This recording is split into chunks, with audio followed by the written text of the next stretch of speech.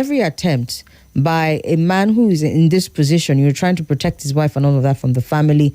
The reality is that it's down to the ego, the kudi, the how do they say it again in other languages? It's down to the money. So he might be trying hard. Like, honestly, I tell you of this incident where this man is now in trying to protect his partner who he's committed to. I think in some cases, these people, they go ahead and they get married against the will of the family, because the family just feels like nobody is going to come in and short our ration. Do you understand? And so this man goes ahead against the will of the family, marries this lady. She's also doing her best, playing her role, not trying to assert herself, sometimes even being invisible, so that the spotlight will not be on her. And I can tell you, Coach M, true life story, that it now aggravated the tensions. And it now became a case of, so now you want to steal our brother away from us so that you can eat everything. And one of the family members showed up at the house one day where she was alone, and you took a knife to her and cut her.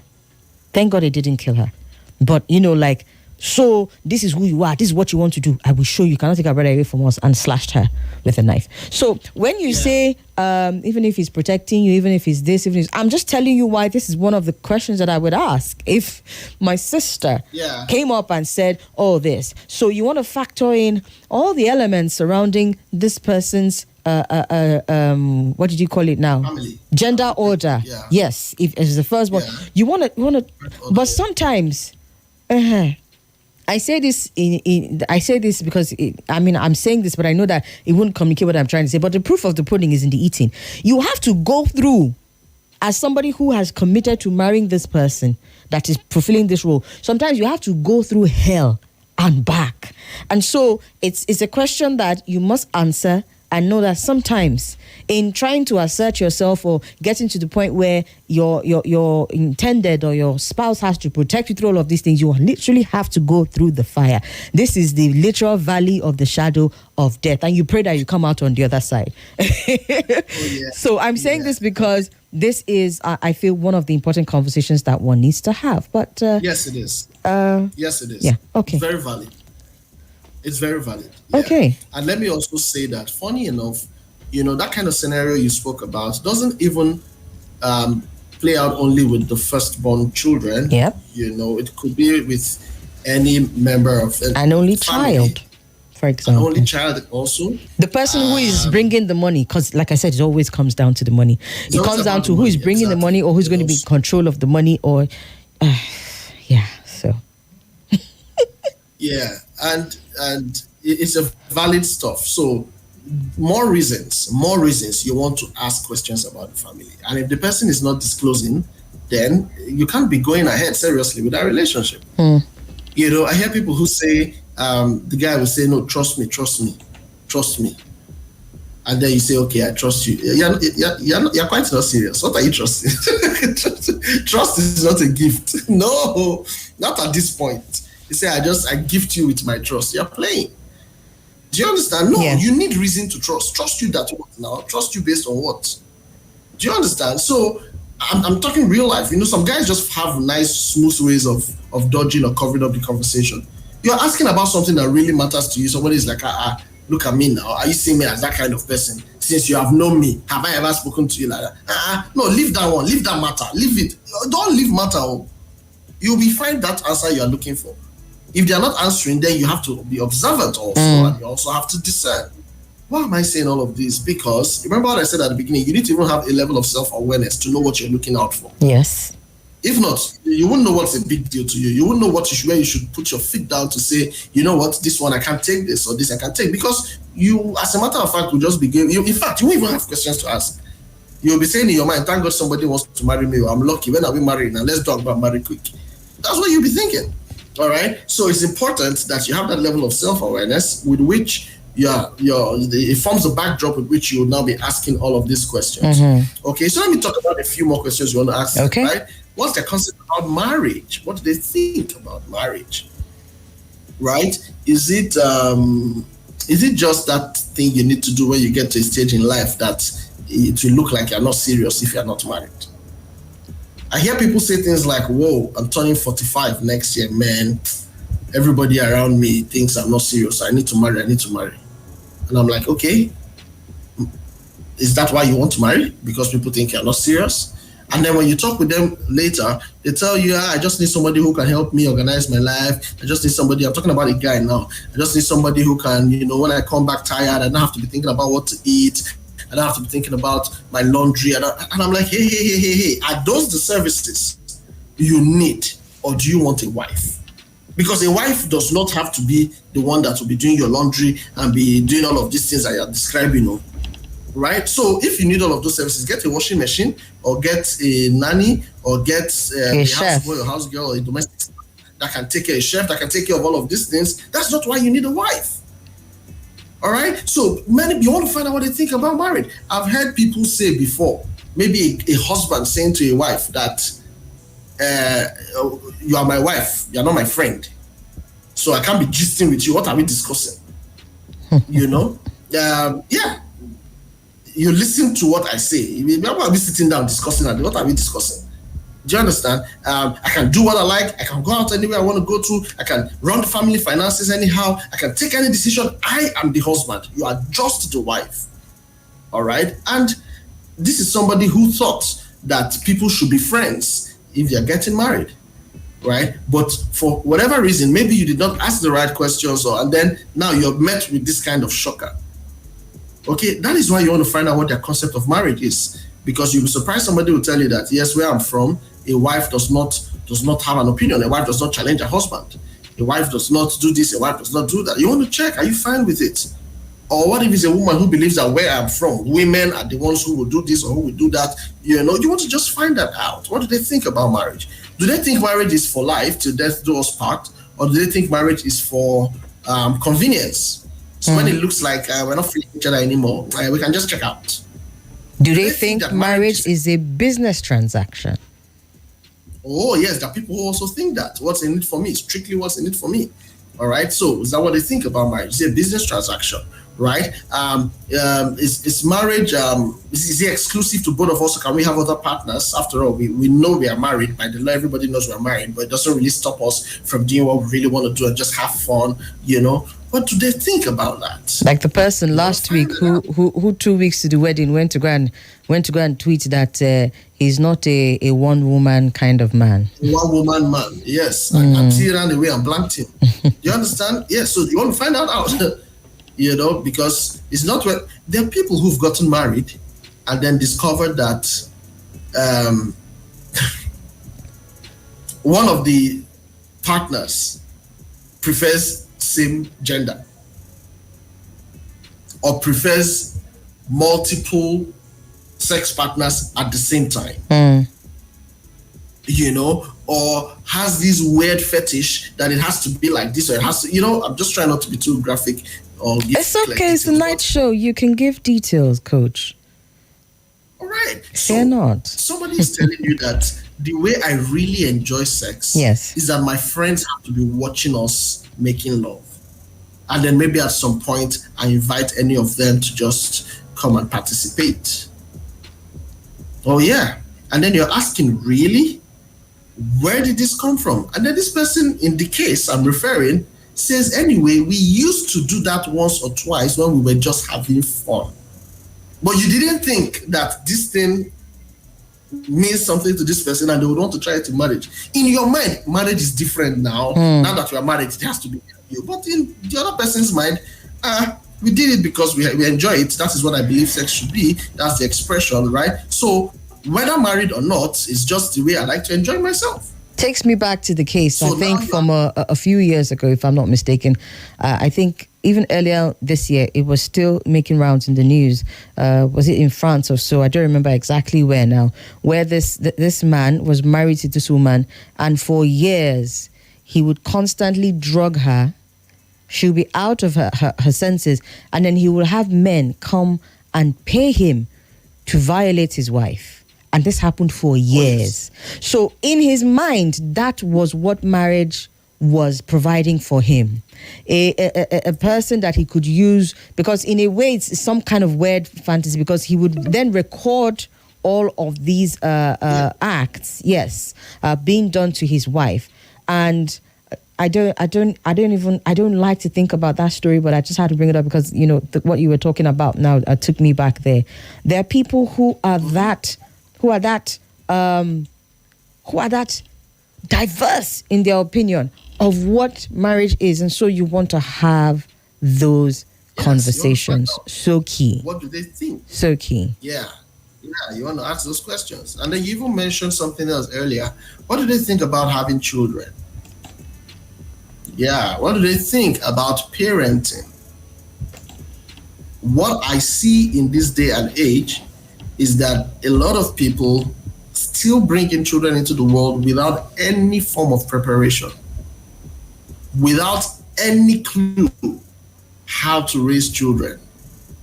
Why? Because they don't think it's that important. After all, now, I guess how we did it when my parents were raising me up now, or I also helped to raise my younger ones, so I know what to do.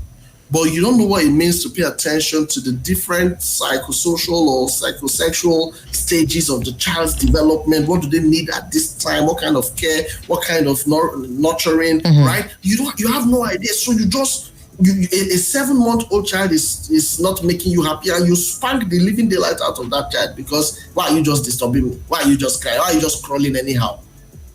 What should they be doing? Standing or dancing? Do you understand? So when people don't prepare or don't have the proper mindset towards parenting or towards children, it becomes a disaster when they bring children into the world. Do you know that there are some people who were having a peaceful relationship among themselves until the children came? And then now, the man, for example, believes that what is my business with the child? You are the mother now. Do everything. Do everything. Bathe them, feed them, take care of them, clean them, take care of the house, at the same time cook, make sure my food is not delayed any bit, you know. And the woman is feeling like, but I thought you loved me. I still love you now, but how is taking care of a child my business? So she's stressed out from everything that she's doing, but the man doesn't see that as, why is that a big deal? I mean, a guy said to his wife one day, like, are you the first person to give birth? What's wrong with you? You know, are you the first person to get pregnant? Are you, what's all these ones? Why are you being so extra? Yeah, exactly. What's this extra? Why are you forming tiredness? Why are you faking sleep? What's all this, my friend? You know? So, and she's shocked because I thought you loved me to know that you should take care of me when I'm weak. And Baba doesn't see it as, I'm providing money for you now. Are you hungry? Are you missing? Are you lacking anything? So I should join you to carry baby. I should be changing diapers. Me, man like me. Do you understand? Or baby is crying. He's clueless. He doesn't know what to do. He's shouting to the woman, wake up now and take care of your child. You see? So you have to find out, what do they think? There are men who are shy to carry their children outside because it's not a man's. How man would they carry? See, we see a lot of things here. All right? So this is why we tell people that when you're checking out who you want to marry, don't just be saying, I like anything external. Ask the real questions, because this is what you're going to be spending the rest of your life with. All right? Do they love children, or do they consider children just a necessary what's that word now? Not necessary evil, because children are not evil, but just you cannot. It's just a necessary consequence of marriage. Is that what they consider children as, or do they desire children? Do they love children? Do they have a legacy that they look forward to handing over to the next generation? So you want to ask those questions. What do they think about children? What do they think about parenting? How are we going to raise children? What number of children do we want to have? All right? Okay. What if we don't have children? People refuse to ask that one because, God forbid, I must have children. I will carry my own. I will calm down. The people that are not carrying their own, did they desire that they will not carry their own? So what if? Do you understand? Yeah. People need to ask these questions. What if in the first 5 years there's nothing? What if, how long can we wait? What are the options we would consider? Or is it the kind of person that from month seven here, all the family members and friends and everybody are already telling you, your stomach is still the same, nothing has changed. Are you sure? Are you sure? Are you sure? Then before you know, somebody is telling you, maybe you are not the one for this family. Yeah, the other people used to born at once, so you are not giving birth to and all of those kind of talk. Is that the kind of family the person comes? You want to find out too, because if you would suffer, man. Do you understand? So does this person think that, okay, what if there's no child within the first few years? What are the options available to us? Yeah. What are the options? Do we even want to have children immediately we get married? Some people say, exactly 9 months, I must be carrying my baby. If I'm not carrying my baby, there's problem. Or do you want to take time first, just flex, then maybe from the second year you start trying? All right. I think there's a certain danger sometimes in that just flexing. Sometimes as you are flexing, a certain administration is doing you dirty, and so the more you wait, the more expensive things become. The next thing you start to calculate, are you sure we should do this? Oh my God! There are many dimensions to that. So. Actually, yes. There are. Yeah, that's so true. That's so. But the point is, when both of you choose something, yes, then you want to go along with what you decide because it matters to you. You discuss the pros and the cons.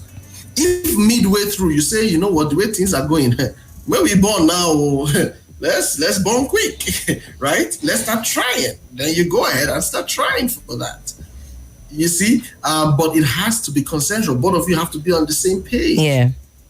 And I think emphasis is on both of you, because sometimes, depending on a factor which we addressed earlier, maybe the family and how they feed or sort of seep into the kind of decisions that you're making with yourself and your partner.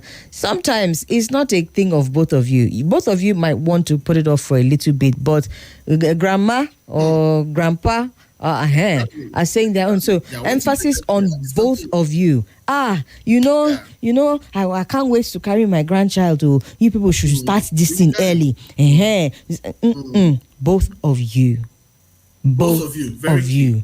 And that is why what Coach talked about earlier is key. And I dare say, what I also brought up when it comes to family relationships and gender order and all that is key, because there are some people that are just, they depend completely. Let's come back to the last born scenario, for example.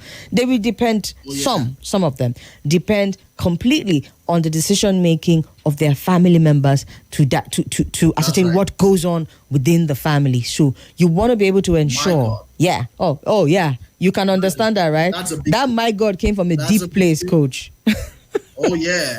I mean, as you said that, 3 stories were just popping up in my head. Of course. Share with us one very quickly in the next 1 minute before we go on the break. Yeah. So speaking of only child or a last born kind of person, where the family members exert so much influence, the elder siblings, the mother, the father. This is a classical example of someone who cannot take any decision if the family members don't support. So there was a case where they had decided, this was the person and the lady he was going to get married to. They had decided, okay, this was the kind of house they wanted to rent. This was how they were going to make arrangements to set up their home, all right? Certain things even about the wedding plans. And then guess what? After they have concluded, Oga will come up tomorrow and change it completely. Without consulting. Flip it on its head. Why? Because my elder sister said, my elder brother said, my mother said, my parents said, and it affects almost every important decision that these two people are working out together. Of course, because these are real stories, I'm not too detailed. Okay, we'll leave it at that. Let's go on a quick break. Let's go on a quick break. When we come back, we'll wrap it up. Okay. That's the sound of a snout that's reserved for legends. This is Nigeria Info.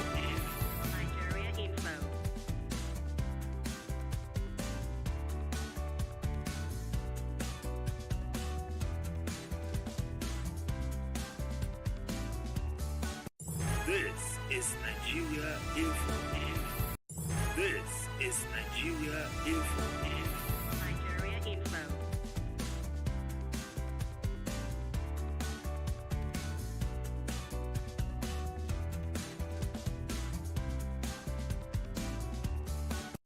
This is Nigeria Info.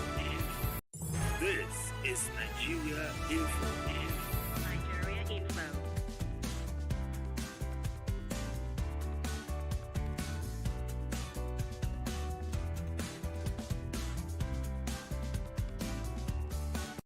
This is Nigeria Info. This is Nigeria Info. Nigeria Info.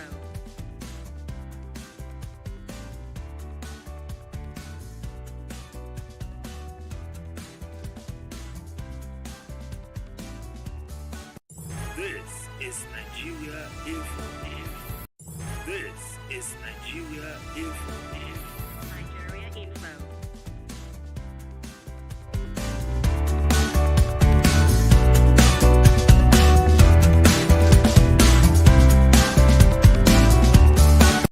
This is Nigeria Info.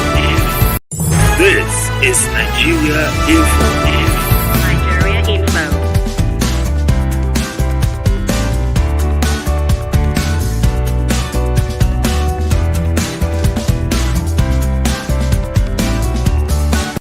This is Nigeria Info.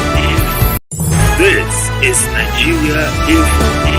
Nigeria Info.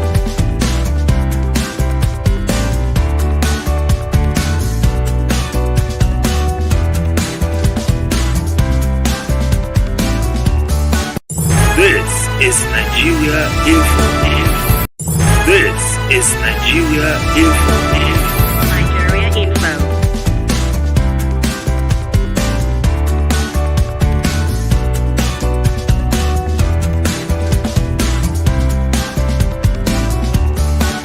This is Nigeria Info. This is Nigeria Info. So even if the stream disconnects, you can still join the conversation live. Just go to www.nigeriainfo.fm/Abuja.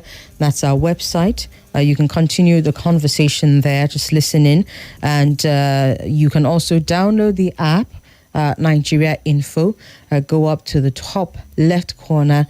Make sure you select Abuja and you can join in the conversation from there. Just for those people who are following the stream live on Facebook or on YouTube, I will be with Coach M for at least another, maybe depending on you, if the questions come in. I have a question here on WhatsApp and a call coming in as well. So we might keep him on for maybe like another 10 minutes thereabout, as much time as he will grace us. Okay, so let's start with the call, shall we? Hello. Hello, good evening. Good evening. How are you, Somi? I'm excellent, thank you. What's your name and where are you calling from? Okay, my name is King. I'm calling from Apala. Welcome, King. You want to join in on the conversation? Yes. I know I had to tell you Happy Easter, first of all, and then to also the guest there. Happy Easter, right Happy back. Easter. Thank you. Yeah. Thank you. I greeted all of you, my colleagues, on my show today, but I know you didn't listen, so I have to do it now directly to you. Appreciate it. I've been following you guys. Honestly, it's one issue I always want to be part of it because I'm a family person. I love having a good family, and I can say I grew up in a good family to an extent, even though I know there are things I would have loved to see in my family. So for me, I think since I didn't see them at that time, even though it wasn't that bad, but I think I should be able to now correct it in my own home. You get it. And trust me, we cannot have a good society without having good homes. I must commend you for always bringing issues like this. I know you must have treated it before, but it's never too much.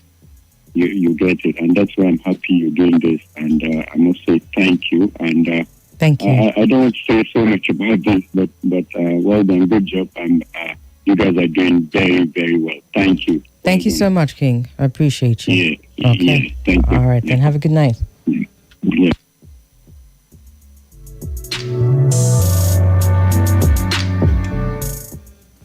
Okay. Thank you, King, for your kind words and for listening in. And we're grateful for the impact that it's having. All right, let's run through this message real quick, and then we'll bring Coach back up. And then remember, the phone lines are open. Please call in. We're talking about the conversations that you must have. Just before we went on the break, I think we were on the path of having to make decision making, especially when it comes to raising the children. And we drifted off a little bit because we went back. That particular point took us back to the conversation around the influence that family has. And I think Coach was on the last born kind of thing, for example, and how maybe these things can affect the ability for you and your intended or your spouse to be able to stick to a decision that you have made, because the family has such an influence. He'll come back to touch on that and bring it to a close. But this message came in. It's from Anonymous. It said, "Good evening to you and Coach M." It's Coach M, not Coach Jason. Coach Mayzy. Mayzy is Mayzy, okay? Said, "I just want to know how long it should take after finding out or knowing from the very beginning that the person you're in the process of dating does not possess the qualities or meet the criteria of a type of woman you want. Should I just go straight and tell her she's not the right one for me, which is the type of person I am? Or should I play the game of I'm still thinking about it when I know I've moved on in my mind already? I've been talked about moving on too fast in the past by the opposite gender. I am male. How fast is too fast in moving on? Your honest advice, please." Let's bring Coach up to answer that. I'm gonna have to read that message again. Okay, I will attend to it. But let's bring Coach. Let's bring Coach up to take on that one. And he is here. Okay, let's do that.